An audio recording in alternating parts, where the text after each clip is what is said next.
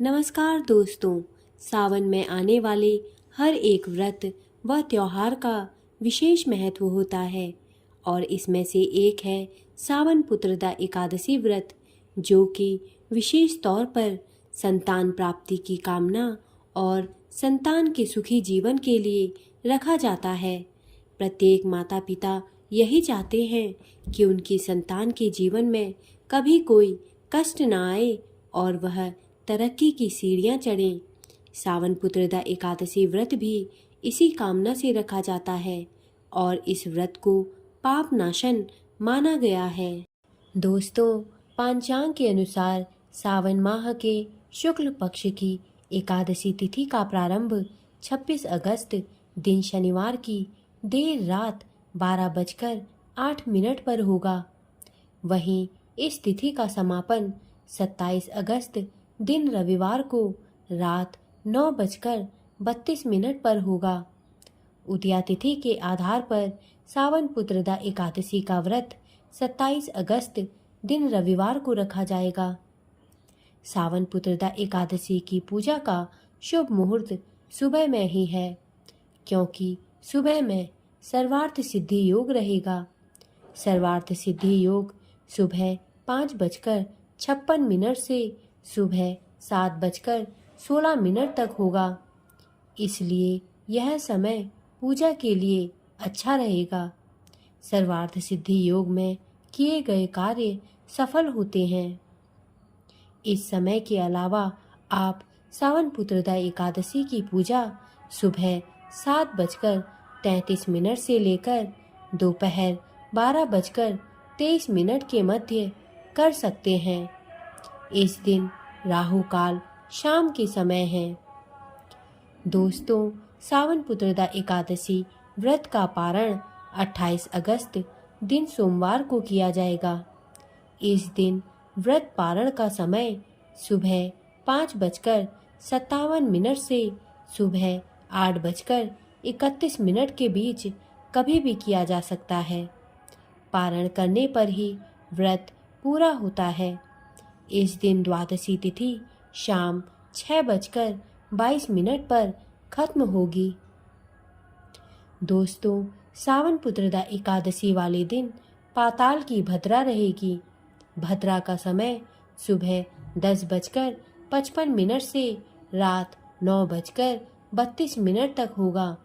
भद्रा के कारण पूजा पाठ प्रभावित नहीं होता है। पुत्रदा एकादशी व्रत की पूजन विधि इस प्रकार है। पुत्रदा एकादशी व्रत करने वाले दशमी तिथि की रात्रि से ही व्रत के नियमों का पालन करें। दशमी के दिन सूर्यास्त के बाद भोजन ग्रहण न करें तथा रात्रि में भगवान विष्णु का ध्यान करते हुए सोना चाहिए। एकादशी के दिन सुबह जल्दी उठकर स्नान आदि से निवृत्त होने के बाद साफ स्वच्छ वस्त्र धारण करें व भगवान विष्णु के सामने हाथ में कुछ अक्षत और फूल लेकर व्रत का संकल्प लें। इसके बाद घर के मंदिर में पूजा अर्चना करें।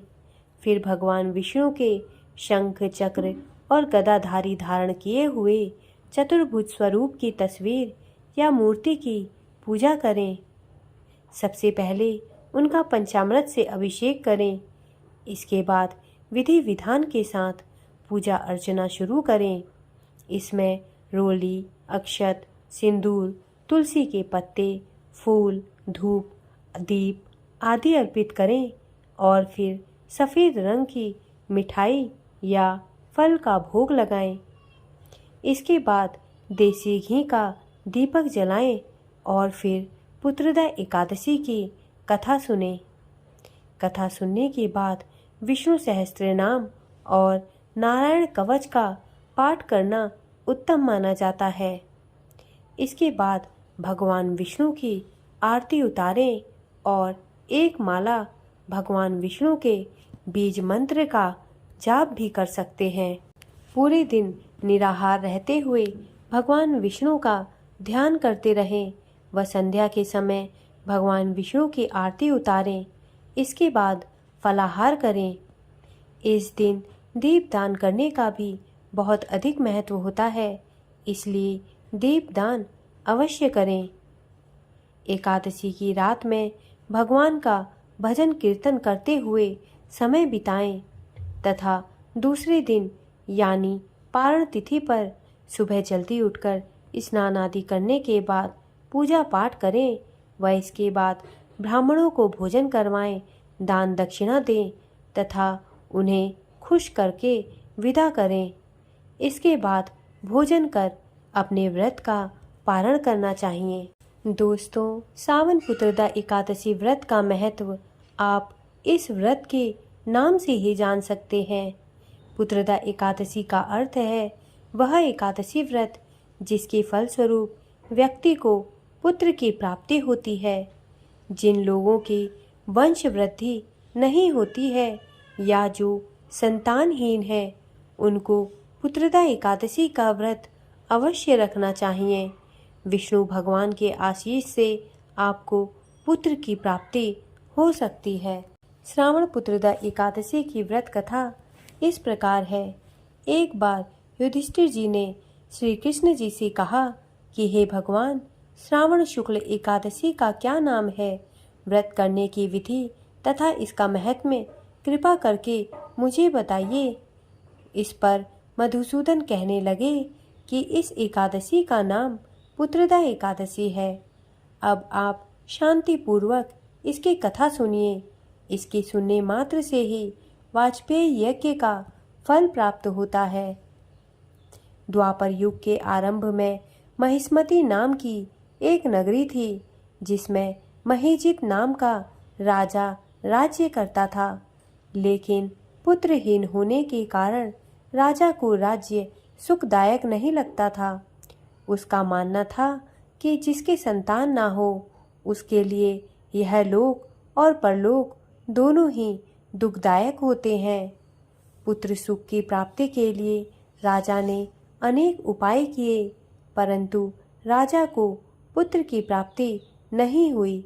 वृद्धावस्था आती देखकर राजा ने प्रजा के प्रतिनिधियों को बुलाया और कहा, हे प्रजाजनों, मेरे खजाने में अन्याय से उपार्जन किया हुआ धन नहीं है, ना मैंने कभी देवताओं तथा ब्राह्मणों का धन छीना है।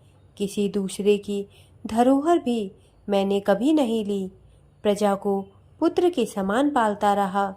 मैं अपराधियों को पुत्र तथा बांधवों की तरह दंड देता रहा।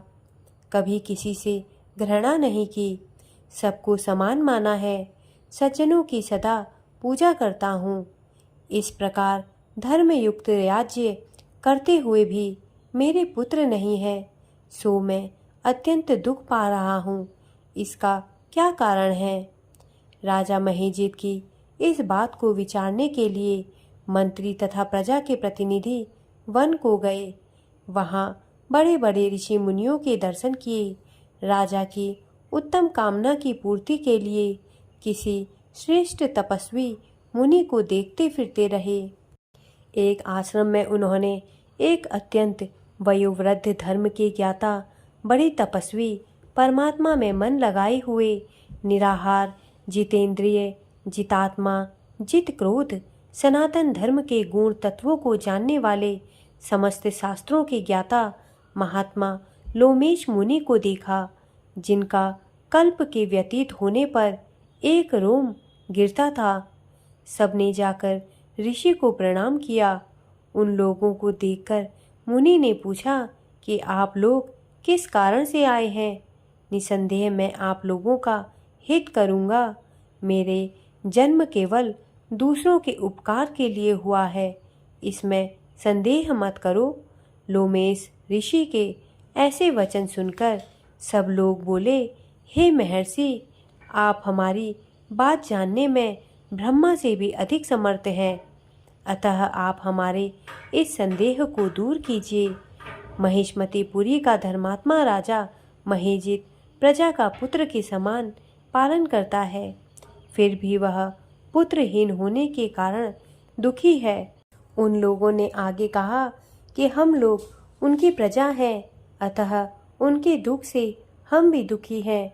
आपके दर्शन से हमें पूर्ण विश्वास है कि हमारा यह संकट अवश्य दूर हो जाएगा, क्योंकि महान पुरुषों के दर्शन मात्र से अनेक कष्ट दूर हो जाते हैं।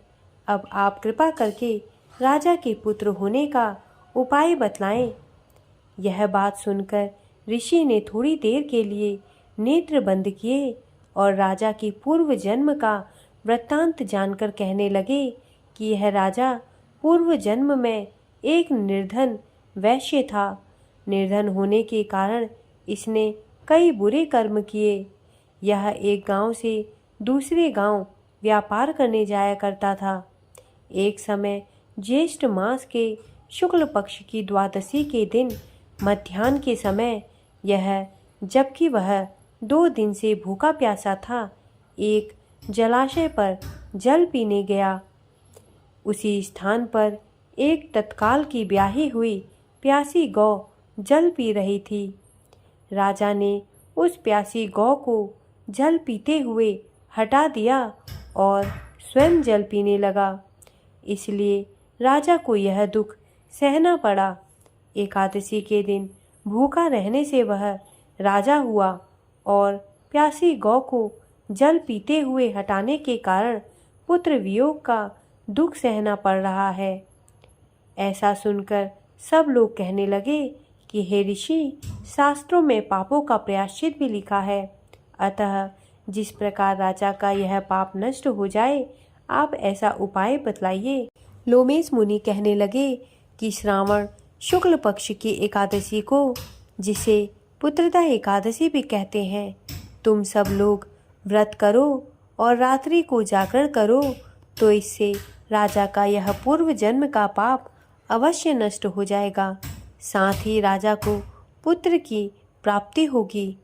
लोमेश ऋषि के ऐसे वचन सुनकर मंत्रियों सहित सारी प्रजा नगर को वापस लौट आई और जब श्रावण शुक्ल एकादशी आई तो ऋषि की आज्ञानुसार सबने पुत्रदा एकादशी का व्रत और जागरण किया। इसके पश्चात द्वादशी के दिन इसके पुण्य का फल राजा को दे दिया। उस पुण्य के प्रभाव से रानी ने गर्भ धारण किया और प्रसव काल समाप्त होने पर उसके एक बड़ा तेजस्वी पुत्र उत्पन्न हुआ। इसलिए हे राजन, इस श्रावण शुक्ल एकादशी का नाम पुत्रदा पड़ा। अतः संतान सुख की इच्छा हासिल करने वाले इस व्रत को अवश्य करें। इसके महात्म्य को सुनने से मनुष्य सब पापों से मुक्त हो जाता है और इस लोक में संतान सुख भोगकर परलोक में स्वर्ग को प्राप्त होता है। दोस्तों, मेरे द्वारा दी गई जानकारी यदि आपको अच्छी लगी हो तो कृपया मेरे चैनल को सब्सक्राइब करें तथा मेरे वीडियोस को लाइक करें। धन्यवाद।